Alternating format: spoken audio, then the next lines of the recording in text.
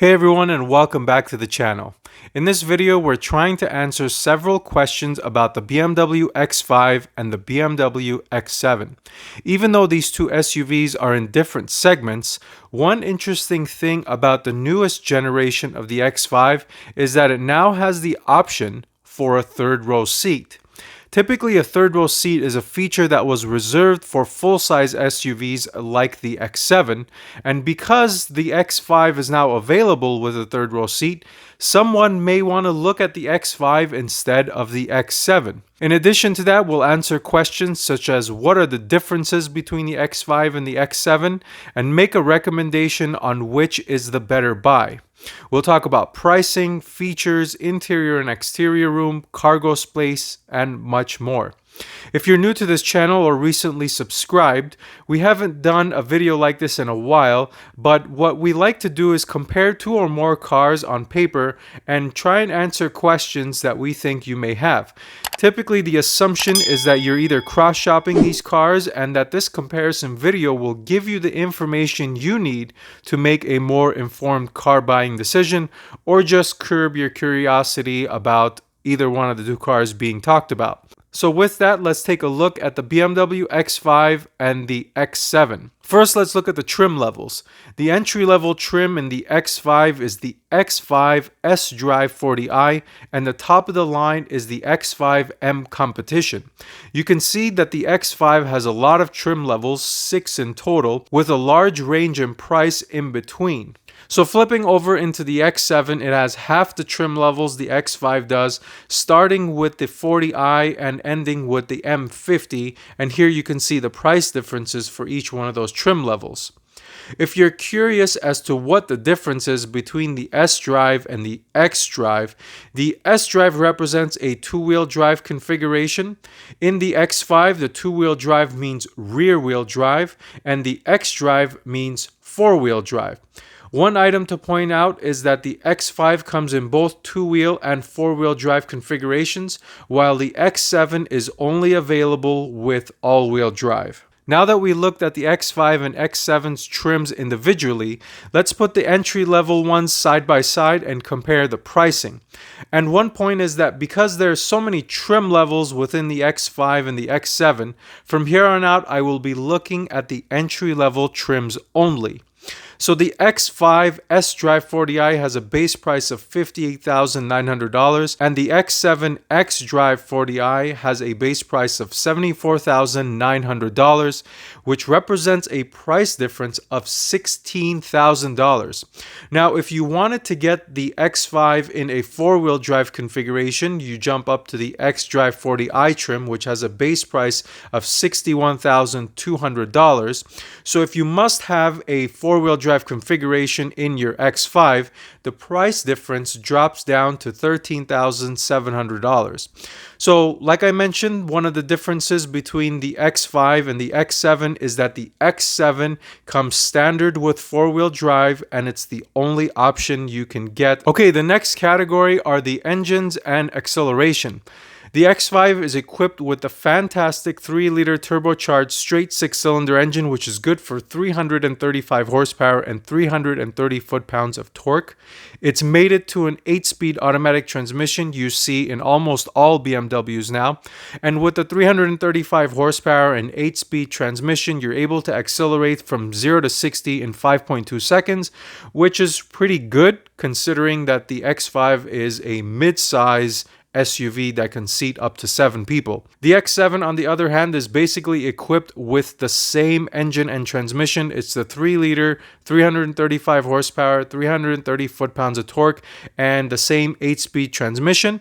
The difference here is that because the X7 is the bigger car, it accelerates a little slower than the X5, 0 to 60 in 5.8 seconds. So next, let's talk about something a little bit more interesting and something that's more relative to the buyer for these two cars, and that is the interior. And there's some surprises here. Starting off with the X5, it can seat 5 people in its standard trim, or as I mentioned before, you have the option to add a third row seat, allowing for up to 7-person seating.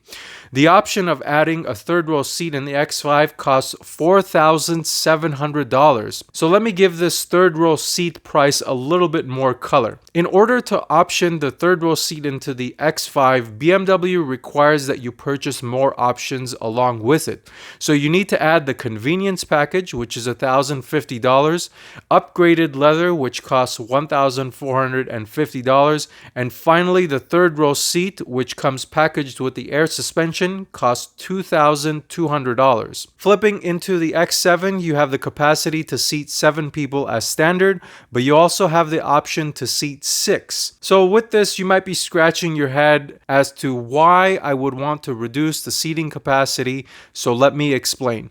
The 6-seat configuration puts separate captain-style seats in the second row, allowing the second row passengers more space and more comfort. And you guessed it, BMW is going to charge you for this as well, $2,300 to be exact, $1,450 for upgraded leather, and $850 for the captain seats themselves. Now that we know about the seating, let's look at how much interior room the X5 and the X7 have. Here's a chart showing the first, second, and third row headroom, legroom, and shoulder room for these two SUVs. The first thing to point out here is that there is no category in which the X5 bests the X7, which really wasn't a surprise.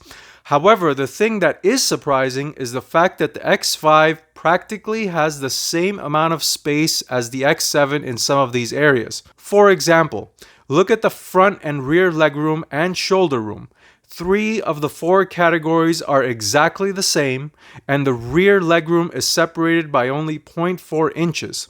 So where is all that space supposed to be in the X7, you're probably asking yourself. And it's basically all in the third row seat. The X7 has an extra inch of space in the third row for all the categories and offers almost 3 inches more shoulder room versus the X5 in the third row seat. And speaking of the third row seat, the layout is different in each of these SUVs. In the X7, you have 2 connecting seats with nothing separating them. However, in the X5, there seems to be a cup holder and some space to store items in between the 2 seats. I'm not sure which I would prefer, but it's something to keep in mind if you're particular about these types of things. So we just looked at the interior, now let's look at the exterior. Based on the information, you can see that the X7 is unsurprisingly longer and taller, but interestingly, the X5 and the X7 are practically the same width. And this ties into the interior as well, because remember that the shoulder room in the X5 and the X7 are the same. The major difference here is definitely the length, where the X7 is almost a foot longer than the X5. Moving on to fuel efficiency, here's the chart comparing miles per gallon in the city, highway, and combined averages. The X5 bests the X7 in all categories, but surprisingly only by 1 mile per gallon. Another interesting point is the fact that the X5 and the X7 both have the same fuel tank size. Now let's look at cargo space. Starting off in the third row, with the third row down, the X7 has 48.6 cubic feet of space and the X5 has 33.9. With all rows folded down, the X7 has 90.4 cubic feet and the X5 has 72.3. And finally, in the X7, with all the seats up, 12.8 cubic feet. I couldn't find anything for the X5 with the third row up, but just judging by the pictures, I would say that the X7 is going to have more room. So here's another area where the X7 shines. It has a significant amount of more cargo room versus the X7. So now that we've outlined some of the more critical things that we think are important to you guys out there, let's go back and highlight some of the differences between the X5 and the X7 and talk about which one is probably the best for you. So let's outline the differences. Two-wheel drive versus four-wheel drive. X5 is the two-wheel drive car. X7 is the four-wheel drive car. The X5 is a little faster. It accelerates from 0 to 60 in 5.2 seconds, while the X7 in 5.8. The X5 has a little bit better fuel efficiency as well. The X7 has more room in the third row, and it comes with third row seats as standard, while you have to pay a little bit extra, $4,700 for the X5 to come equipped with the third row seat. And finally, the price.